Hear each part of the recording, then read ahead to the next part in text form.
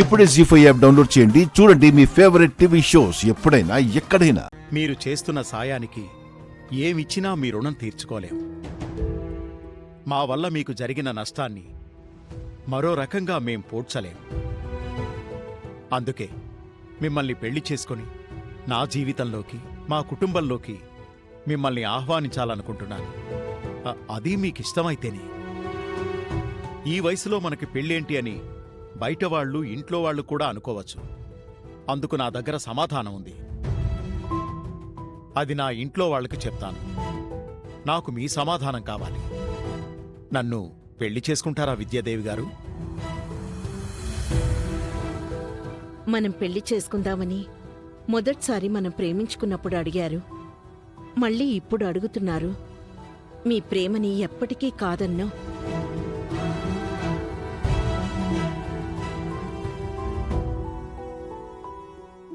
మీ ఇష్టం. అయ్యా, మాంగళ్య ధారణ గావించండి.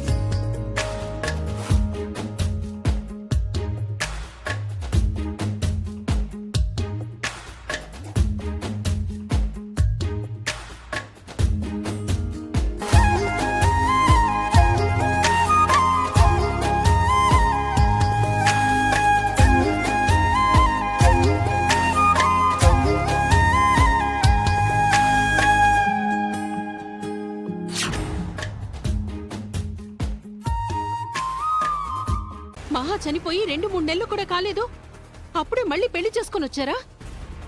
సుమతి అత్తమ్మ చనిపోయిందని తెలిసినప్పుడు కూడా జనార్దన్ మావయ్య మహాలక్ష్మి అత్తయ్యను రెండో పెళ్లి చేసుకున్నారు. అప్పుడు వేరు, ఇప్పుడు వేరు.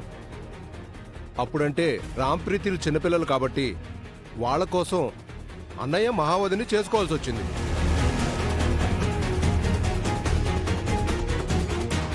ఇప్పుడు ఎవరి కోసం మళ్ళీ పెళ్లి చేసుకున్నారు బావగారు? నా కోసం.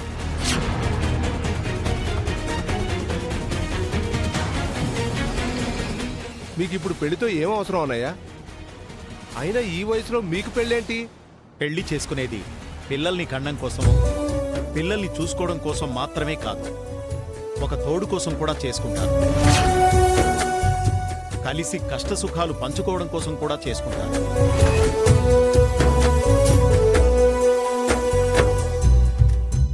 కరెక్ట్ గా చెప్పారు మావయ్య. ఏ వయసులో అయినా మనిషికి మనిషి తోడు అవసరం. ఒంటరితనం ఒక శాపం లాంటిది. తోడుగా ఒక మనిషి ఉంటే అది వరం.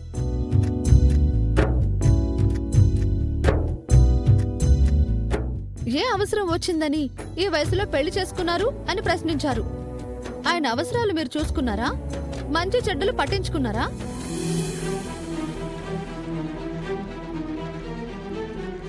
మీరు భోజనం చేస్తూ కనీసం ఆయన్ని పిలవని కూడా లేదే. మహాలక్ష్మి అత్తయ్య పోయిన దిగులుతో ఆయన మంచం పట్టినా మీరు కన్నెత్తి చూసేవారు కాదు. చూడకుండా ఎందుకుంటాం? అయినా ఇంకెవరూ దొరకనట్టు ఈవిడే పెళ్లి చేసుకోవాలా? మళ్ళీ పెళ్లి చేసుకోవాలని ఉందని చెప్తే మేమే మంచి సంబంధం చూసి పెళ్లి చేసేవాళ్ళం కదా. ఆయన నిద్రాహారాల్ని పట్టించుకొని మీరు ఆయన అవసరాల్ని ఏం పట్టించుకుంటారు చిన్నమావయ్య? విద్యాదేవి టీచర్ని ఎందుకు అని అడిగారు కదా. ఎందుకంటే ఆవిడ మావయ్యని చూసుకుంది, మళ్ళీ మామూలు మనిషిని చేసింది.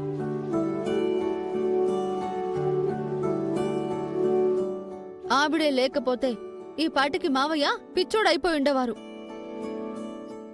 అందుకే ఆవిడ్ని పెళ్లి చేసుకున్నారు. చూస్తుంటే ఈ పెళ్లి వెనక నీ హస్తం కూడా ఉన్నట్టుంది సీత. నువ్వే దగ్గరుండి వీళ్ళ పెళ్లి చేసావా? నువ్వేం మాట్లాడవేంటి రామ్? ఈ పెళ్లిని నువ్వు సమర్థిస్తున్నావా, లేకపోతే ముందే నీకు ఈ పెళ్లి గురించి తెలుసా? రామ్కే కాదు, సీతకు కూడా మా పెళ్లి గురించి తెలియదు. ఇది పూర్తిగా మా ఇద్దరి నిర్ణయం. మీలో ఎవరు ఒప్పుకున్నా ఒప్పుకోకపోయినా మా పెళ్లి జరిగిపోయింది. ఇప్పుడు తను నా భార్య. మా పెళ్లి గురించి ఎవరేం మాట్లాడినా మర్యాదగా ఉంది. ఇన్నాళ్ళు మీ అందరూ మహాను ఎలా గౌరవించారో ఇక నుంచి విద్యాదేవిని అంటే నా భార్యను అలా గౌరవించండి. నేను లేనప్పుడు తనతో ఎవరైనా అమర్యాదగా ప్రవర్తిస్తే నేను సహించను.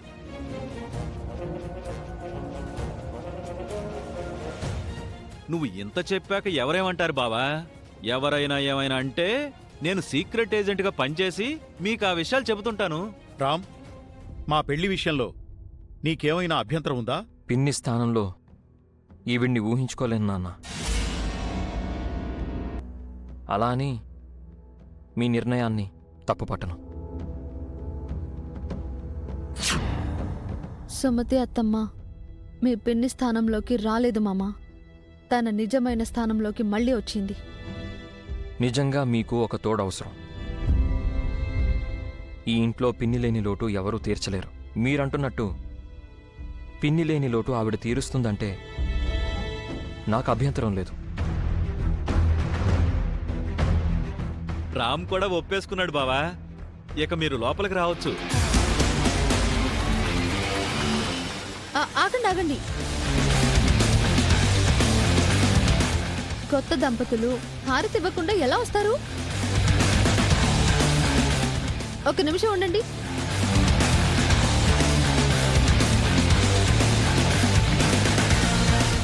సీత ఏదో స్కెచ్లో ఉందనుకున్నాను కానీ ఎంత పెద్ద బ్యాంగ్ ఎక్స్పెక్ట్ చేయలేదు. ఖచ్చితంగా ఇది సీత చేసిన పెళ్ళే.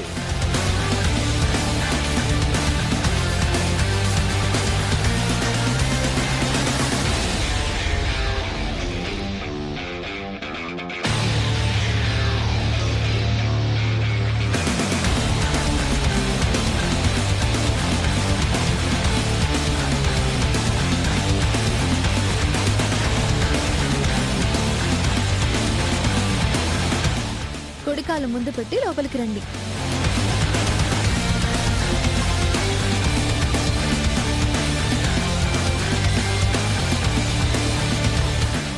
మహాలక్ష్మి అత్త, నేను అనుకున్నది సాధించాను.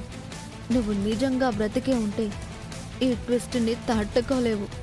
ఈ జంటను చూసి నీ గుండె ఆగిపోతుంది. అత్తయ్య గారు, ఈ ఇంటి పెద్ద కోడలిగా దేవుడి ముందు దీపం పెట్టి దండం పెట్టుకోండి.